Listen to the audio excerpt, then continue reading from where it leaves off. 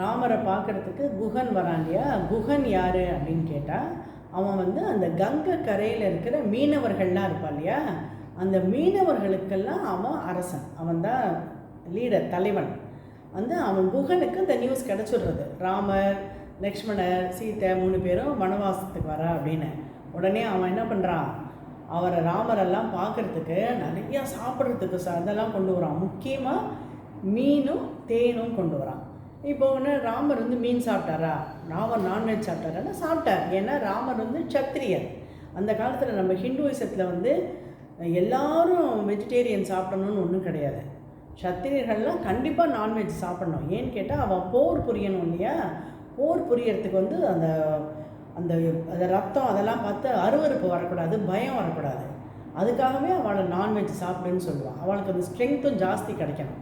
அதனால் ராமர் ஒரு சத்திரியனாக இருந்ததுனால அவர் நான்வெஜ் சாப்பிடுவார். அதனால் அவருக்கு மீனும் தேனும் கொண்டு வரான். குகன் கொண்டு வந்து கொடுக்குறான்.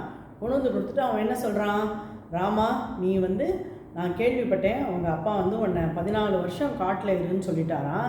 நீ காட்டுக்கெல்லாம் போக வேண்டாம், நீ இங்கே இரு. என்னோடய ராஜ்யம் உன்னோட ராஜ்யம் மாதிரி தான். நான் வந்து உனக்கு என்னெல்லாம் வேணுமோ எல்லா சௌகரியமும் நான் இங்கே பண்ணித்தரேன். சாப்பாடெல்லாம் நான் கொடுக்குறேன், நீ இங்கே இருந்துக்கோ, நீ இங்கே சாப்பிட்டுக்கோ, நீ சந்தோஷமாக நீ 14 வருஷம் நீங்கள் இருந்துக்கோ அப்படின்னு சொல்கிறார். அப்போ உடனே ராமர் என்ன சொல்கிறார், நீ என்ன பேசுகிற, எங்கள் அப்பா என்கிட்ட என்ன சொல்லி அனுப்பிச்சார், நான் காட்டில் போய் தவ வாழ்க்கை வாழணும்னு சொல்லியிருக்கேன். தவ வாழ்க்கைன்னா என்ன, எதுக்கும் ஆசைப்படக்கூடாது, மற்ற வாழ்க்கையிலேருந்து நம்ம பெரிய சௌரியங்களெல்லாம் நம்ம அனுபவிக்கக்கூடாது, எளிமையாக வாழணும். எங்களுக்கு தேவையான உணவை, அது மாமிசமோ இதுவோ தானியங்களோ எல்லாம் நாங்களே தேடிக்கணும், நாங்களே தேடி நாங்களே தான் சமைச்சு சாப்பிடணும். அதனால் நீ வந்து நான் அப்புறம் உன்னோட ராஜ்யத்தில் நான் இருந்துட்டேன்னா அப்புறம் நான் எங்கள் அப்பா வாழ்க்கை நான் எப்படி நான் காப்பாற்றுவேன், அதுக்கு அர்த்தமே இல்லாமல் போயிடும். அதனால் நான் காட்டுக்கு தான் நான் போகணும், நீ என்னை கங்கை கரையை தாண்டி நீ என்னை கொண்டு விட, அதுதான் நீ எனக்கு பண்ணுற பெரிய ஹெல்ப் அப்படின்னு சொல்கிறார்.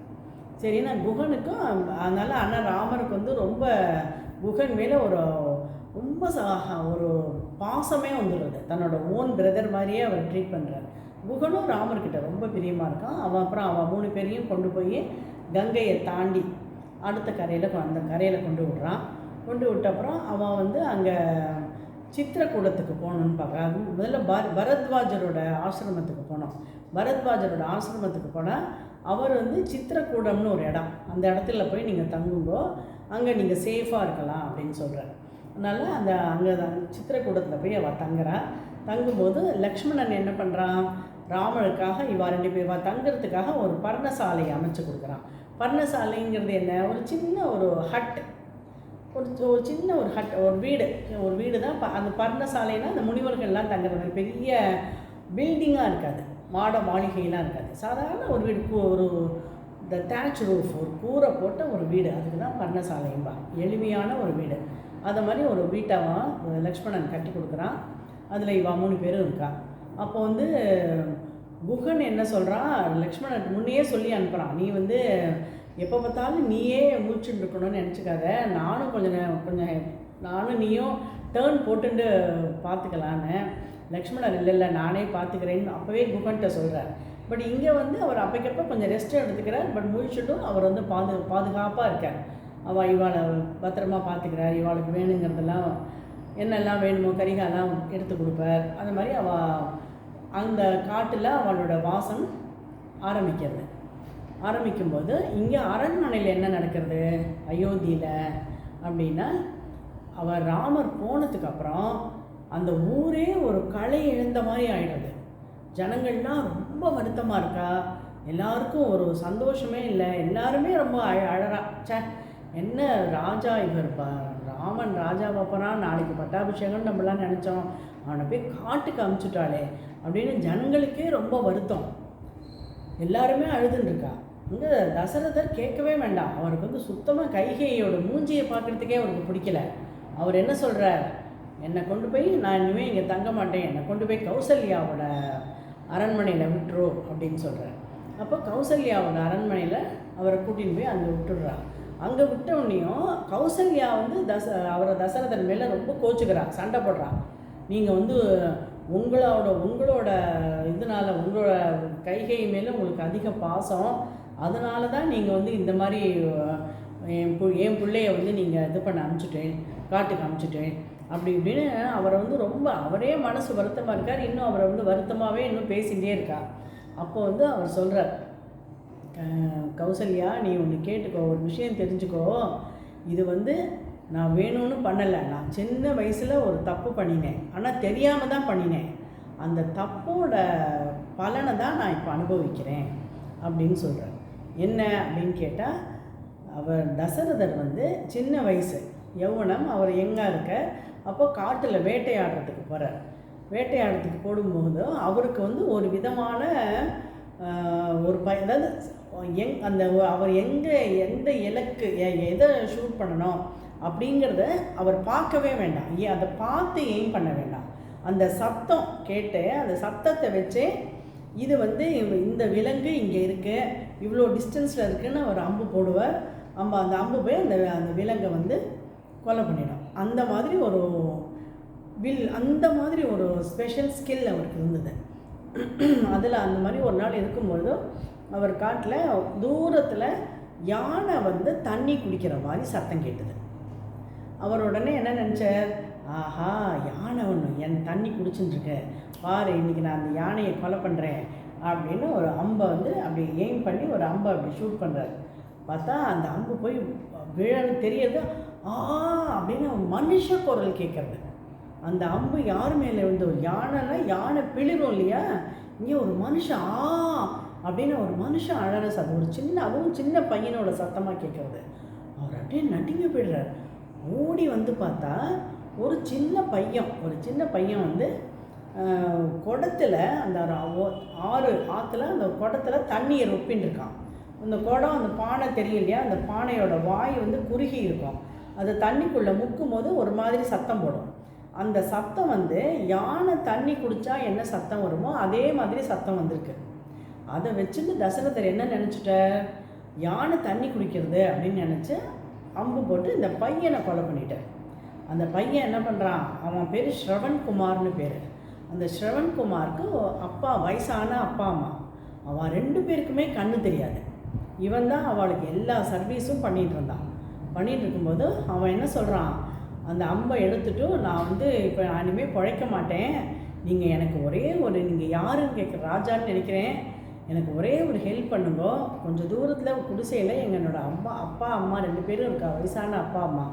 அவள் தண்ணி கேட்டாள், அவளுக்கு தண்ணி கொடுக்கறதுக்காக தான் நான் தண்ணி எடுத்துன்னு போகிறதுக்காக வந்தேன். அதில் உங்களோட அம்பு என் மேலே பட்டுருத்தும், நான் இப்போ உயிரை விட போகிறேன். அவள் தண்ணிக்காக நான் தண்ணி கொண்டு வருவேன்னு அவள் எதிர்பார்த்துட்டு இருப்பாள், நீங்கள் தயவு செஞ்சு இந்த தண்ணியை கொண்டு போய் அவள்கிட்ட கொடுத்துருங்கோ அப்படின்னு சொல்லிட்டு அந்த பையன் செத்து போய்ட்டான். உடனே தசரதர் வந்து அவருக்கு அப்படியே ரொம்ப கில்ட்டி ஆகிடுது. ஐயோ இந்த மாதிரி ஒரு பையனை போய் நம்ம கொலை பண்ணிட்டோமே அப்படின்னு சொல்லிட்டு அவர் அந்த தண்ணி பானையை எடுத்துட்டு அந்த குடிசைக்கு வரார். முள்ள நடந்து வர்றார்.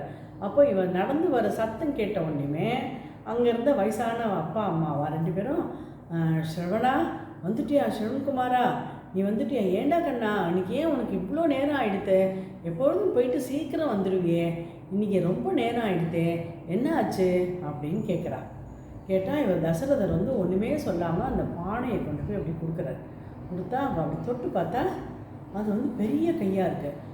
இது யார் இது ஏன் பையன் இல்லையே, யார் நீ சொல்லு அப்படின்னு. அப்புறம் அவர் தசரதர் வந்து ஒரு மாதிரி அழுதுண்டே அவர் சொல்கிறார், என்னை மன்னிச்சுக்கோங்க, நான் ஸ்ரவன்குமார் இல்லை, நான் அந்த கோசல ராஜாவும் அந்த தேசத்தை அயோத்தியோட ராஜானா, எனக்கு வந்து நான் காட்டுக்கு வேட்டையாட வந்தேன், உங்கள் பையன் தண்ணி ரொப்பின்னு இருந்தான் பானையில், அந்த சத்தம் வந்து யானை தண்ணி குடிக்கிற சத்தம் மாதிரி இருந்தது, அதனால் நான் வந்து யாருன்னு தெரியாமல் தூரத்துலேருந்தே அம்பு போட்டேன், அதில் அவன் செத்து போயிட்டான், இந்த தண்ணியை அவங்ககிட்ட கொடுக்க சொன்னோன்னே அவன் 2 பேரும், அட பாவி என் பையனை நீ கொலை பண்ணிட்டியா, இந்த தண்ணியை நாங்கள் எப்படி குடிப்போன்னு பானையை கீழே போட்டு நாங்கள் எங்களுக்கு ஆதாரமாக இருந்ததே எங்களோட ஒரே பையன், எங்களுக்கு வேறு ஒன்றுமே கிடையாது லைஃப்பில், எங்களுக்கு கண்ணு தெரியாது, 2 கண்ணும் எங்கள் 2 பேருக்கும் தெரியாது, எல்லா தேவைகளையும் அவன் தான் கவனிச்சுட்டு இருந்தான், அவனே போனதுக்கப்புறம் நாங்கள் எதுக்காக உயிரோடு இருக்கணும், நீ அவனை கொலை பண்ணிட்ட.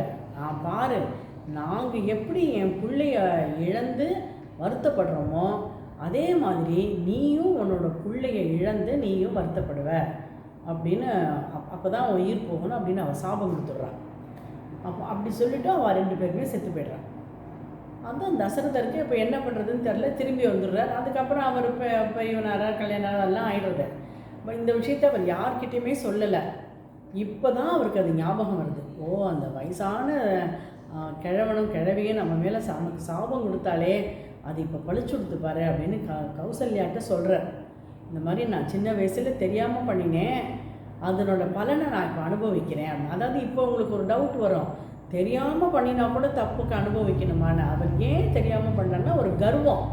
அதாவது நான் பெரிய வில் வித்தையில் ரொம்ப கெட்டிக்காரன், எனக்கு எல்லாம் தெரியும் அப்படின்னு சரியாக செக் பண்ணாமல் ஒரு அந்த அந்த வித்யா கர்வத்தால் தப்பு பண்ணிட்டார் இல்லையா.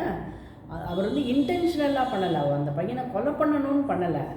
பட் தன்னோட வித்யா கர்வத்தினால, தனக்கு எல்லாம் தெரியுங்கிற கர்வத்தினால அந்த பையனை அவர் கொலை பண்ணிட்டார்.